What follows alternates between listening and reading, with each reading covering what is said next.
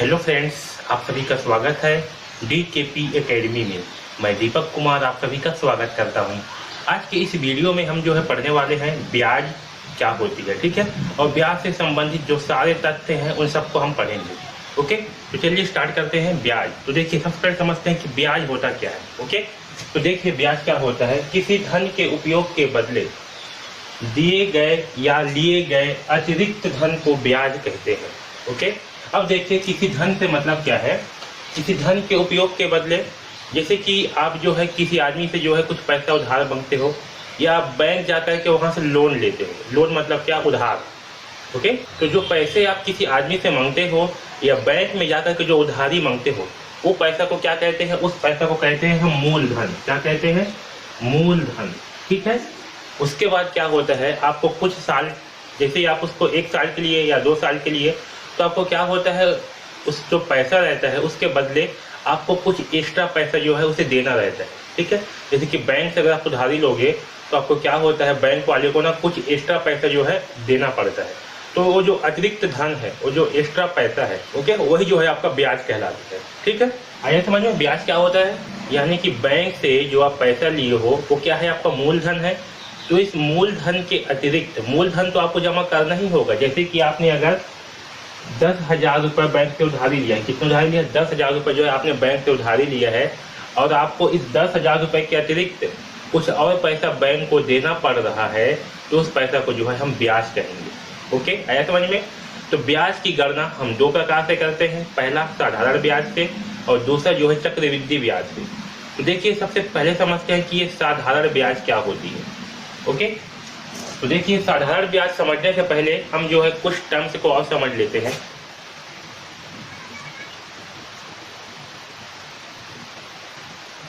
हाँ, तो देखो पहला टर्म से है मूलधन। तो मूलधन तो आपको समझ में आ गया होगा कि बैंक से हमने जो पैसा लिया है, ठीक है, जितना धन हमने बैंक से लिया है वो क्या कहलाता है, आपका मूलधन कहलाता है। ओके, जैसे कि बैंक से अगर हमने 1 लाख रुपए उधारी लिया है, तो जो 1 लाख रुपए है वो क्या कहलाएगा, वो जो है आपका मूलधन कहलाएगा। ओके, अब देखो दर क्या होती है। तो जैसे कि हमने जो है 1 लाख रुपए बैंक से उधारी लिया है, तो मूलधन समझ में आ गया क्या होता है मूलधन। जो रुपए हम किसी से लिए हैं वो क्या कहलाता है, मूलधन रुपए। ओके, हम इसको जो है साथ में एग्जाम्पल के माध्यम से भी समझेंगे, जिससे कि आपको अच्छे ढंग से समझ में आए। तो देखिए 10,000 रुपये का 10%, यहाँ क्या है 10% वार्षिक ब्याज की दर से 3 वर्ष का साधारण ब्याज ज्ञात कीजिए, ठीक है। अब देखो यहाँ पास क्या है, मूलधन। ओके, तो मूलधन क्या है, जो हम किसी से पैसा उधारी लेते हैं या बैंक से जो पैसा लेते हैं वो क्या कहलाता है, मूलधन कहलाता है। अब देखो दर क्या कहलाता है। तो दर क्या होती है, जो पैसा हम किसी से उधारी लिए हैं, ठीक है, उसका कितना प्रतिशत, जो पैसा हम किसी से उधारी लिए हैं उस पैसा का कितना प्रतिशत जो है आपको ब्याज देना पड़ेगा, वो जो है दर कहलाता है। ऐसा समझ में। जैसे कि यहाँ पास क्या किए, हम 10,000 रुपये उधारी लिए हैं। ओके, तो हमें जो है 10,000 रुपये का कितना प्रतिशत, 10% जो है 10% की दर से हमें जो है ब्याज देना पड़ेगा। इसका मतलब क्या है कि हम जो पैसा लिए हैं 10,000, इसका हमें 10% प्रति वर्ष ब्याज देना पड़ेगा। ऐसा समझ में, यानी कि 1 वर्ष में हमें इस 10,000 का 10% ब्याज देना पड़ेगा। ऐसा समझ में। अगर ये 12% होता तो हमें जो है इस 10,000 रुपये का प्रति वर्ष 12% ब्याज देना पड़ता। आया समझ में।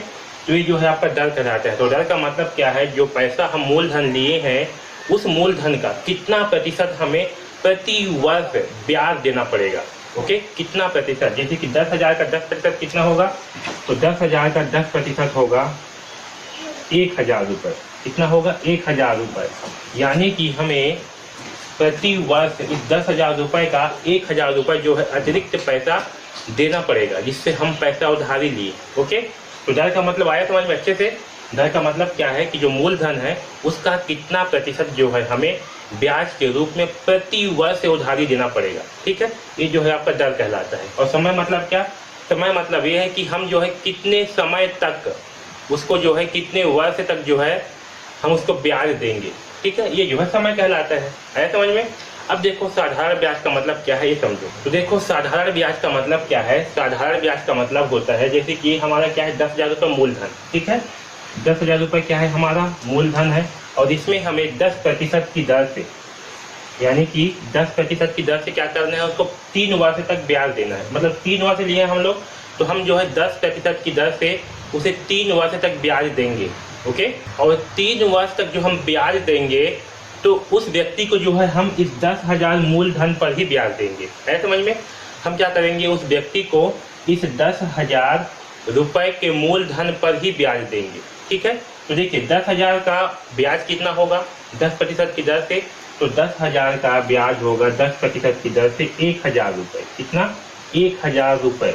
यानी कि हम जिस व्यक्ति से 10,000 रुपये लिए हैं उसको 10% की दर से प्रत्येक वर्ष, कितने वर्ष तक? 3 वर्ष तक। ठीक है, प्रत्येक वर्ष 3 वर्ष तक जो है 1,000 रुपये एक्स्ट्रा देंगे। ठीक है, यानी कि 1,000 रुपये का क्या करेंगे, ब्याज देंगे। आया समझ में? तो ये जो है आपका साधारण ब्याज कहलाता है।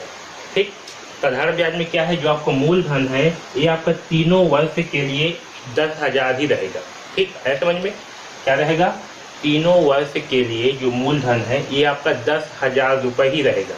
लेकिन चक्रवृद्धि ब्याज में क्या होता है, जैसे कि 10,000 रुपये का 10% की दर से एक वर्ष में कितना ब्याज बन रहा है, 1,000 रुपये। ठीक है, 1,000 रुपये जो है एक वर्ष का ब्याज बन रहा है।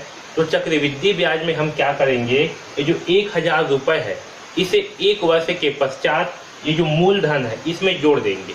है समझ में? क्या करेंगे, चक्रवृद्धि ब्याज में क्या करेंगे, ये जो 10,000 रुपये है, ठीक है, इसका एक वर्ष का ब्याज कितना हुआ, 1,000 रुपये।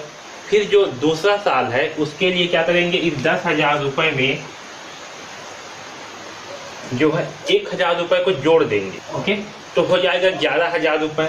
तो जो 11,000 रुपये है ये अगले वर्ष के लिए, यानी कि दूसरा वर्ष के लिए क्या होगा, ये जो है आपका मूलधन होगा। ठीक है, और फिर इसका ब्याज निकालेंगे। तो देखिए मैं ऊपर को मिटा रहा हूँ। दूसरा वर्ष के लिए मूलधन कितना हो गया, 1,100 रुपये। तो 11,000 होगा। 11,000 रुपये का 10% की दर से, ओके, इसका ब्याज कितना आएगा, तो इसका ब्याज आएगा 1,100 रुपये। कितना आएगा, 1,100 रुपये। ये जो है दूसरे वर्ष का ब्याज आएगा कितना, 1,100 रुपये। ओके, अब ये जो 1,100 रुपये है तो तीसरे वर्ष का जब हम ब्याज निकालेंगे, ठीक है, तो क्या करेंगे, ये जो मूलधन है 1,100 रुपये, इसमें फिर से इस ब्याज को जोड़ देंगे। ओके, तो ये तो था दूसरा वर्ष के लिए। ठीक, अब तीसरा वर्ष के लिए क्या होगा, हम इस 11,000 में क्या करेंगे, 1,100 को फिर से जोड़ देंगे। तो ये होगा 12,100 रुपये। ये जो 12,100 रुपये होगा ये क्या होगा, तीसरे वर्ष के लिए मूलधन होगा। ओके, तो तीसरा वर्ष के लिए फिर जो है आपका जो ब्याज आएगा वो कितना आएगा, 1,210 रुपये। ठीक है, तो ये जो है आपका तीसरे वर्ष के लिए ब्याज होगा। ठीक, तो इस प्रकार के ब्याज को जो है हम चक्रवृद्धि ब्याज कहते हैं, जिसमें क्या होगा, आपके मूलधन के साथ जो ब्याज है वो जुड़ जाएगा दूसरे वर्ष के लिए, और वो जो है आपका मूलधन बनेगा। ओके, इस प्रकार के ब्याज को क्या कहते हैं, चक्रवृद्धि ब्याज कहते हैं। आया समझ में? ओके, तो एक बार फिर से समझिए, जिसमें मूलधन जो है आपका पूरे समय के लिए एक समान ही रहेगा। ठीक है, जिसमें मूलधन जो है पूरे समय के लिए आपका एक समान रहेगा वो आपका साधारण ब्याज कहलाएगा। ठीक है, जैसे कि 10,000 रुपये का 10% की दर से 3 वर्ष के लिए साधारण ब्याज याद कीजिए। तो साधारण ब्याज हम याद करेंगे तो क्या होगा, जो आपका मूलधन है वो 3 वर्ष के लिए एक समान ही रहेगा, यानी कि उस व्यक्ति को 3 वर्ष तक केवल 1,000 रुपये ही ब्याज देना पड़ेगा। ठीक है, ये क्या है, आपका मूलधन है, ये आपका क्या है, साधारण ब्याज है। लेकिन चक्रवृद्धि ब्याज में क्या होगा, जो पहला वर्ष है ये आपका पहला वर्ष है। ठीक है, तो पहला वर्ष का ब्याज आया 1,000 रुपये, तो इस 1,000 रुपये को जो मूलधन है इसमें जोड़ देंगे। ठीक है, और जो राशि प्राप्त होगा, यानी कि जो मिश्र धन प्राप्त होगा वो आपका दूसरे वर्ष के लिए मूलधन बनेगा। जैसे कि 10,000 में 1,000 जोड़े तो 1,100 प्राप्त हुआ, तो 1,100 जो है दूसरे वर्ष के लिए मूलधन होगा। इसका ब्याज निकालेंगे, जो ब्याज आएगा ये इसका ब्याज आया 1,100 पे, क्या आया, इसका ब्याज आया। ठीक है, इस ब्याज को फिर से मूलधन में जोड़ेंगे तो ये आपका तीसरे वर्ष के लिए मूलधन बनेगा। ठीक है, तो जोड़ दिए इसमें, तो ये हुआ 12,100, और 12,100 जो है आपका तीसरे वर्ष के लिए मूलधन बनेगा। इसका ब्याज निकालेंगे वो आपका क्या कहलाएगा, ये जो है आपका चक्रवृद्धि ब्याज कहलाएगा। ओके, तो आया समझ में। तो इस प्रकार से जो है हम साधारण ब्याज और चक्रवृद्धि ब्याज निकालते हैं। ठीक है, समझ में आया दोनों का कॉन्सेप्ट क्या है। ओके, अब जो है हम कुछ महत्वपूर्ण फार्मूले को जो है पढ़ेंगे साधारण ब्याज से संबंधित। ओके, तो देखिए सबसे पहले साधारण ब्याज बराबर क्या होता है, मूलधन गुणित दर गुणित समय बटे 100। ठीक है, ये सबसे मेन फार्मूला है। क्या है सबसे मुख्य फार्मूला, साधारण ब्याज का फार्मूला क्या होता है, अभी ही आप याद कर लो। ठीक है, मेरे साथ साथ 2 बार पढ़ोगे तो आपको याद हो जाएगा। क्या होता है, मूलधन गुणित दर गुणित समय बटे 100। आप भी बोलना, ठीक है, जो मैं बोल रहा हूँ उसके साथ साथ आपको भी बोलना है, तो आपको भी याद हो जाएगा। जब तक आप नहीं बोलोगे मुंह से तब तक आपको याद नहीं होगा, सुनने बस से याद नहीं होता है। ठीक है, साथ में बोलना भी पड़ता है। ठीक है, तो जब बोलोगे तो आपको भी साथ में याद हो जाएगा। तो साधारण ब्याज बराबर क्या होता है, मूलधन गुणित दर गुणित समय बटे 100। देखो साधारण ब्याज को इंग्लिश में बोलते हैं सिंपल इंटरेस्ट। क्या बोलते हैं, सिंपल इंटरेस्ट। किस जैसे मैं SI लिखा हूँ।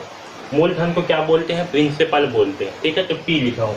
दर को बोलते हैं रेट और समय को बोलते हैं टाइम, तो T बटे 100। ओके, इतना समझ में आया। अब इसी फार्मूले की सहायता से जो है हम दर को भी निकाल सकते हैं। देखिए, तो दर का फार्मूला क्या होगा, दर का फार्मूला होगा, हम दर को छोड़ करके बाकी को क्या करेंगे, सब पक्षांतर कर देंगे। तो जब इस सब पक्षांतर करेंगे, दर को छोड़ करके क्या करेंगे, बाकी के जो है पक्षांतर कर देंगे। तो पक्षांतर करेंगे तो क्या होगा, 100 का गुणा जो है साधारण ब्याज से होगा इसके साथ, और जो मूलधन है और समय है वो कहाँ जाएंगे, नीचे आ जाएंगे। तो आपका क्या बनेगा, साधारण ब्याज गुणित 100 बटे मूलधन गुणित समय। आया समझ में, ये होगा दर का फार्मूला। इस फार्मूला को भी याद कर लीजिए। ठीक है, या तो फिर अगर आपको ये वाला फार्मूला याद है तो आप जो है बाकी इसको जो है यहाँ पक्षांतर कर दोगे और मूलधन और समय को जो है यहाँ नीचे करोगे पक्षांतर, तो आपका फार्मूला बन जाएगा। ओके, उसी प्रकार से समय का फार्मूला क्या होगा, तो समय को छोड़ करके जो बाकी है इन सबको पक्षांतर कर देंगे। तो 100 का पक्षांतर करेंगे तो क्या होगा, 100 का गुणा जो है साधारण ब्याज से होगा, तो साधारण ब्याज गुणित 100 होगा, और जो आपका मूलधन और दर है कहाँ जाएंगे, आपके नीचे में आ जाएंगे, तो होगा मूलधन गुणित दर। ओके, इतना समझ में आया।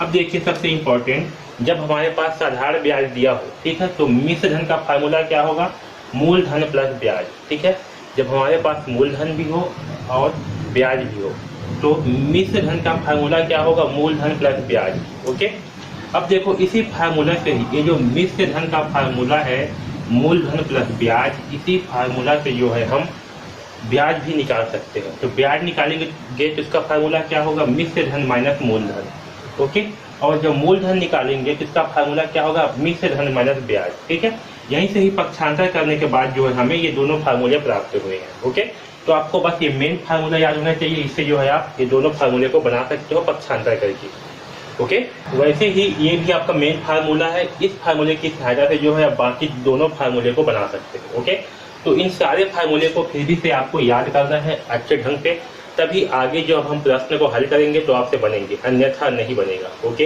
इतना समझ में आया। अब जो है हम चक्रवृद्धि ब्याज और साधारण ब्याज में क्या अंतर है और कितने का अंतर आएगा, यानी कि कितने रुपए का दोनों के बीच में अंतर आएगा, इसे जो है हम एक उदाहरण के माध्यम से समझेंगे। तो देखिए यहाँ पर प्रश्न क्या दिया हुआ है, साधना बैंक से 10,000 रुपये 10% की वार्षिक दर से 3 वर्ष के लिए उधार लेती है।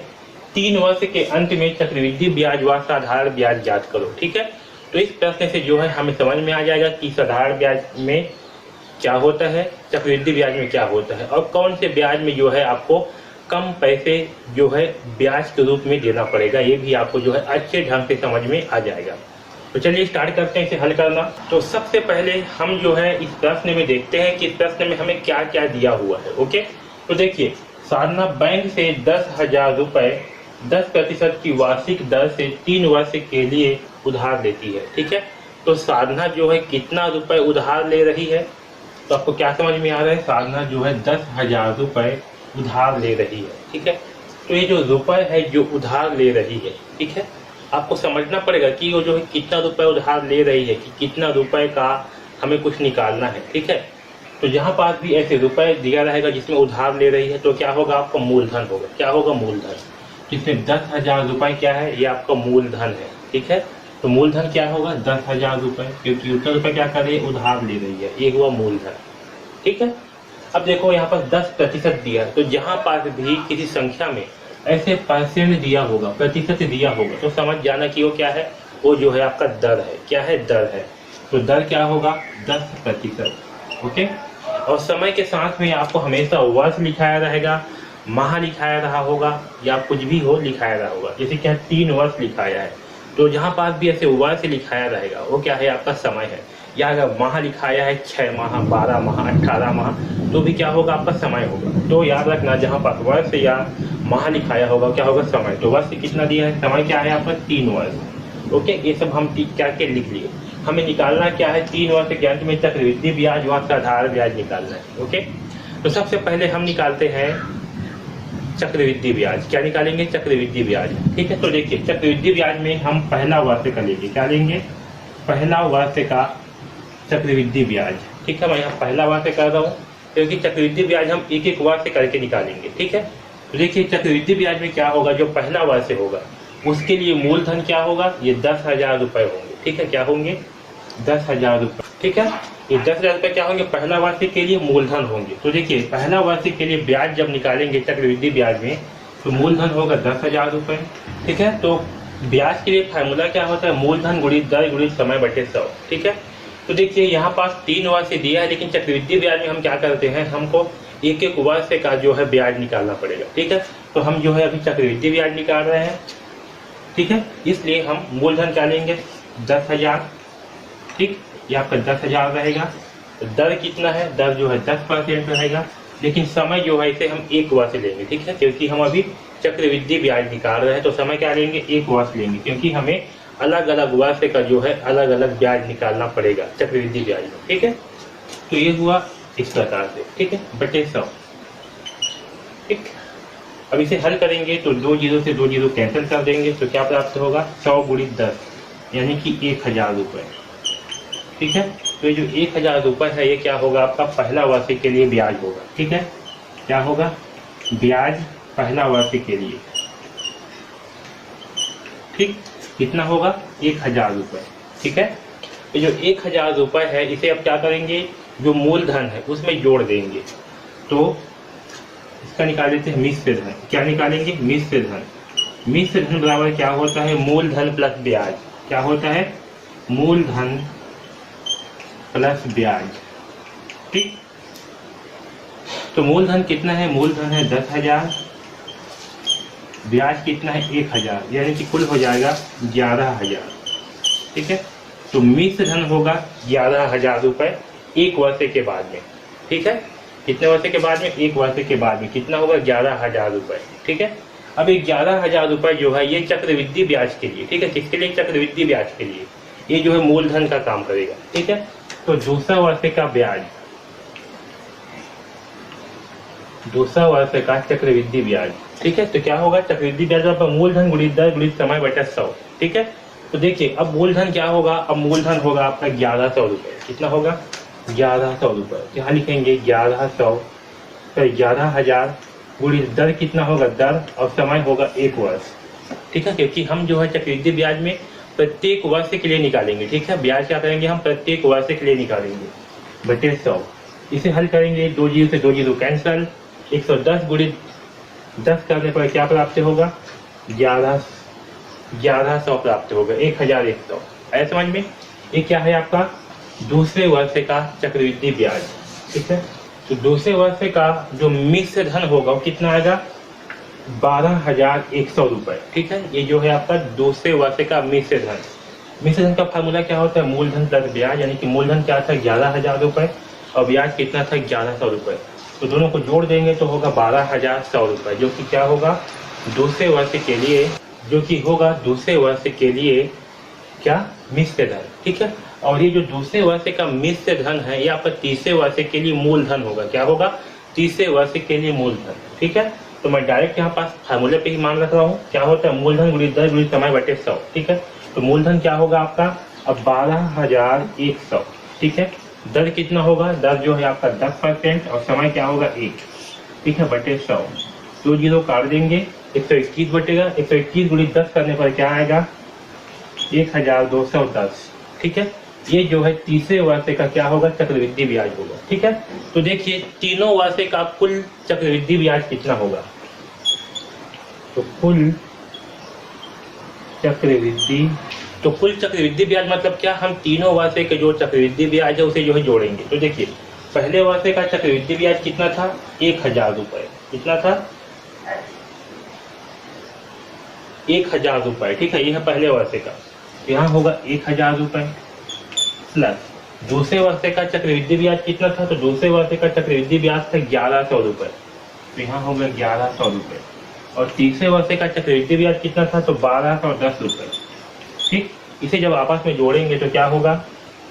1000 प्लस 1100 प्लस 1210, तो देखिए 0 1 2 और 1 3 और 1 3, कितना हुआ?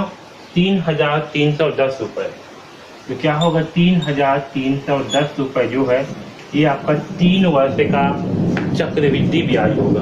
तो ये जो 3310 रुपये है, ये क्या होगा? आपका 3 वर्ष का चक्रवृद्धि ब्याज होगा। ठीक है, हम चक्रवृद्धि ब्याज में क्या करते हैं? जो पहला वर्ष का आपका ब्याज होगा उसे मूलधन में जोड़ देते हैं। ओके, उसके बाद जो मिश्र धन प्राप्त होगा ये जो है आपका दूसरे वर्ष के लिए मूलधन का काम करेगा। ठीक है, फिर जो ब्याज आएगा उसका फिर से जो है मूलधन में जोड़ करके मिश्र धन निकालेंगे, और ये मिश्र धन जो है तीसरे वर्ष के लिए मूलधन का काम करेगा। इस प्रकार से जो है हम चक्रवृद्धि ब्याज में क्या करते हैं? ब्याज को जो है मूलधन में जोड़ते जाते हैं। ठीक है, तो देखिए 3 वर्ष में चक्रवृद्धि ब्याज कितना आया? तो 3 वर्ष का चक्रवृद्धि ब्याज आया 3310 रुपये। ओके, चलिए अब जो है हम 3 वर्ष का साधारण ब्याज निकालते हैं। ठीक है, साधारण ब्याज में क्या होगा? आपका मूलधन जो है तीनों वर्ष के लिए एक समान रहेगा। ओके, तो चलिए निकालते हैं साधारण ब्याज। तो देखिए मैं यहीं पास ही इसको मिटा दे रहा हूँ। ओके, तो देखिए साधारण ब्याज का फार्मूला क्या होता है? मूलधन गुणित दर गुणित समय बटे 100। ओके, आया समझ में? ये क्या होता है? ये जो है आपका साधारण ब्याज का फार्मूला होता है। अब देखिए मूलधन कितना दिया हुआ है? 10,000 रुपये, यहाँ लिखेंगे 10,000 गुणित दर कितना दिया है? 10। समय क्या दिया है? समय जो है 3 वर्ष से दिया है, तो यहाँ पर डायरेक्ट 3 लिख देंगे। इसमें एक एक करके नहीं निकालेंगे। ठीक है, एक एक वर्ष का नहीं निकालेंगे, इसमें डायरेक्ट जितना भी समय बोला गया है उतना समय के लिए सीधा एक बार में ही निकाल देंगे। ठीक है, ये हुआ बटे 100। अब देखो 2 जीरो से 2 जीरो जो है काट देंगे, यहाँ क्या बचा? 100 इंटू 10 करने पर देखो क्या बचा? यहाँ पास 100 गुणित, यहाँ पास है 100 गुणित 10 गुणित 3, तो 100 गुणित 10 करने पर कितना आएगा? 1000, और 1000 गुणित 3 करने पर आएगा 3000 रुपये। ठीक है, तो ये 3000 रुपये है, ये क्या है? आपका साधारण ब्याज। क्या है ये है आपका साधारण ब्याज। ठीक है, तो साधारण ब्याज कितना आया? 300 रुपये आया, जबकि आपका चक्रवृद्धि ब्याज कितना आया? 3310 रुपये आया। तो आप जो है देख सकते हो कि चक्रवृद्धि ब्याज में जो है आपको ज़्यादा पैसा देना पड़ेगा बैंक वाले को, यानी कि ज़्यादा ब्याज देना पड़ेगा, जबकि आपको साधारण ब्याज में जो है बहुत ही कम ब्याज देना पड़ेगा। ठीक है, मतलब चक्रवृद्धि ब्याज पे जो है कम ब्याज देना पड़ेगा। तो साधारण ब्याज में कितना आया? 3000 रुपये, चक्रवृद्धि ब्याज में है 3310। ओके, इतना समझ में सबको आया? तो इस प्रकार से जो है हम चक्रवृद्धि ब्याज और साधारण ब्याज निकालेंगे। ठीक है, चक्रवृद्धि ब्याज निकालने का दूसरा फार्मूला और भी है, दूसरे तरीके और भी है, जिसे हम आने वाले आगे की वीडियोस में जो है समझेंगे। ठीक है, इस वीडियो में बस हम मुख्य रूप से ये समझ रहे थे कि साधारण ब्याज क्या होती है और चक्रवृद्धि ब्याज क्या होती है। ओके, आगे जो है हम चक्रवृद्धि ब्याज निकालने के और भी आसान तरीके और भी आसान मेथड और भी दूसरे फार्मूले की तरीके से जो है चक्रवृद्धि ब्याज निकालना समझेंगे। ओके, तो इस वीडियो में बस इतना ही। अगर आपको वीडियो अच्छे लग रहे हैं तो प्लीज़ लाइक ज़रूर कर दीजिएगा और इस चैनल को सब्सक्राइब कर लीजिए, क्योंकि इस चैनल में आपको जो है कक्षा 9वीं के गणित विषय के सारे अध्याय के वीडियोस जो है मिलने वाले हैं। ओके, तो चैनल को सब्सक्राइब जरूर कर लीजिए और बेल आइकॉन को दबा दीजिए, जिससे कि आपको जैसे ही वीडियो अपलोड हो तो आपको जो है नोटिफिकेशन मिल जाए और आपको एक भी वीडियो जो है मिस मत हो। ओके, अगर आपको कुछ भी डाउट है तो आप जो है हमें कमेंट्स बॉक्स में कमेंट्स करके बिल्कुल पूछ सकते हो। ओके, अगर आप जो है कक्षा 9वीं के गणित विषय का कंप्लीट कोर्स चाहते हो बहुत ही कम दाम पर, जिसमें आपको प्रश्नावली के सारे प्रश्नों के हल मिलेंगे, सारे कॉन्सेप्ट मिलेंगे और साथ ही में आपको जितना भी प्रश्न पूछना है, जितना भी डाउट पूछना है, आप हमें पूछ सकते हो। इस कोर्स का लिंक जो है आपको डिस्क्रिप्शन में दिया हुआ है, वहाँ से जा करके जो है आप इस कोर्स को परचेज कर सकते हो। ओके, तो DKP एकेडमी से जुड़ने के लिए धन्यवाद।